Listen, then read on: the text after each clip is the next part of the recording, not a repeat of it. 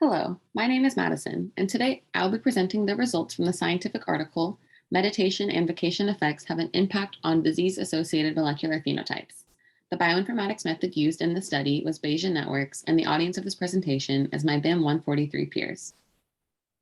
The scientific question of this study is, can the effects of meditation on health be quantified by change in molecular phenotypes in relation to effects from relaxation alone? And the hypothesis is, if intensive meditation is compared to effects of relaxation alone, molecular stress pathways should be downregulated more in the meditation group. Here are some important key terms used in the study. First is transcriptome-wide expression, which is a method used in biological research where genomic information can be converted into quantifiable units that map to genes and gene expression. This is how the genetic data is collected in this study to provide quantifiable results. The next term is blood-based biomarkers. This is how the genetic data is collected in the study, where characteristics of the body can be measurable by taking a blood sample. A couple examples of the biomarkers used here are telomere length and amyloid beta proteins. The third key term is telomeres, which are important because one of the biomarkers studied was telomere length. Telomeres are regions of repeat nucleotide sequences on the ends of chromosomes. Telomere length is important to this study because short telomeres are correlated with disease-associated phenotypes, whereas long telomeres are an indication of better health.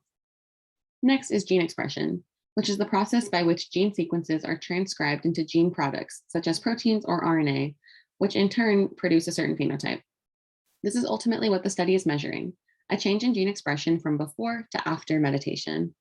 And finally, phenotype is the set of observable characteristics of an individual resulting from the interaction of its genotype with the environment. So in this study, a change in gene expression will lead to a change in phenotype expression. For example, a change in the genes will result in a change in telomere length. Here are the take-home findings of the article. First, the study consisted of 3 groups of women, shown on the right, all subject to different week-long vacations. One group did a non-meditation vacation. The second group was comprised of novice meditators who did a meditation vacation, and the third group was comprised of regular meditators who also did a meditation vacation. The week-long vacation for all 3 groups resulted in improved regulation of stress response, immune function, and amyloid beta metabolism. These changes in gene expression were consistent with suppression of gene networks regulating stress response and inflammation. The novice meditating group showed additional changes in gene expression, including regulation of protein synthesis, viral expression, and viral infection. Additionally, in this group, there was also increase in telomerase activity, which causes increase in telomere length. And the group of regular meditators also showed additional gene change, including lower regulation of protein synthesis and viral genome activity. And the third take-home finding is that the Bayesian network displayed these specific positive changes in gene expression for all 3 groups. Why is this study important? Let's first look at a couple examples of previous studies conducted. The first study involved breast cancer patients, where one group of breast cancer patients underwent long-term intensive meditation and another group did not. The results from the group that did the meditation suggest that long-term meditation can slow cellular aging rates by increasing telomerase activity and lengthening of telomeres. However, while this study was long-term, it could not be conducted in a controlled environment. The second study compared short-term meditation and novice versus experienced meditators after just one meditation session. Both groups showed positive changes in inflammation and telomerase maintenance.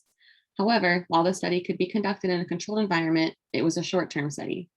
So the follow-up question to these studies is, how can the effects of long-term meditation be studied but in a controlled environment? Well, the importance of this study is that it does just that. This is the first study to measure the effects of long-term meditation using a controlled environment. This was made possible by the experimental design by using the vacation effect as a baseline for all groups. However, the study still has limitations. There is a limited sample size of people participating in the study, and these people are all female, 40 to 60 years old, and from the same geographic area. While this is helpful to compare the 3 study groups against each other, the results are not comprehensive for a wider population. Now to introduce the bioinformatics method used, the Bayesian network. The Bayesian network is a probability model that connects different variables called nodes by links, represented as lines or arrows. These links provide insight to how certain variables affect others using probability. Take a look at the simple example on the right. Here you can see 4 nodes, A, B, C, and D. These all represent different variables. They are connected by links, which are the arrows. Here's figure 3 from the study, which shows the Bayesian networks for the study, which was conducted from a larger independent blood study of genomic expression. Here you can see there's 2 different networks created. The one on the left is for the non-meditating group, and the one on the right is for the meditating group. Different variables, in this case, groups of genes associated with biological functions, are shown in the individual boxes. These groups, or subnetworks of genes, are connected to the other groups of genes by the lines, which you can see here, which overall shows the relaxation and meditation-specific gene subnetworks. The different sizes of each of the nodes, how some are smaller than others and some are larger than others, reflects how much that gene was found to be enriched. Take a look at the left. The groups of the gene pathways here are shown. For example, the green nodes are genes associated with Alzheimer's disease, and the orange nodes are telomere genes. 2 specific downregulated genes include MME, which are linked to T cells, and the gene CLU, which is also involved in Alzheimer's disease. Overall, depicted on the left is the downregulation of pathways related to stress and immune processes, including inflammatory response, enrichment immune response, beta amyloid metabolism, and genes associated with Alzheimer's disease processes. In addition to the baseline changes that occurred in the vacation network, the meditation network on the right shows additional groups of genes that were affected. For example, the blue nodes represent meditation signature genes, and the orange nodes represent genes associated with telomere genes. 2 specific genes, PPRC1 and NOP2, which are involved in the telomerase ribonucleoprotein enzyme complex, which helps to stabilize telomerase, were upregulated after meditation. Overall, the pathways shown on the right show additional positive gene changes, including telomerase function and viral gene expression. Finally, I'll go over the code that was used to make this network. Except here, I have shown a simple example, which just connects 2 independent variables to 1 dependent variables. Take a look at the first line of code. Here it says from pomegranate import. This means that in order to create the Bayesian network, there are packages from pomegranate that first must be downloaded. Once this is done, the variables need to be created. Here, the first 2 are independent variables, which are set up as previously defined fixed values, and the third is a dependent variable. The value of this variable is set to be equal to a probability table as shown.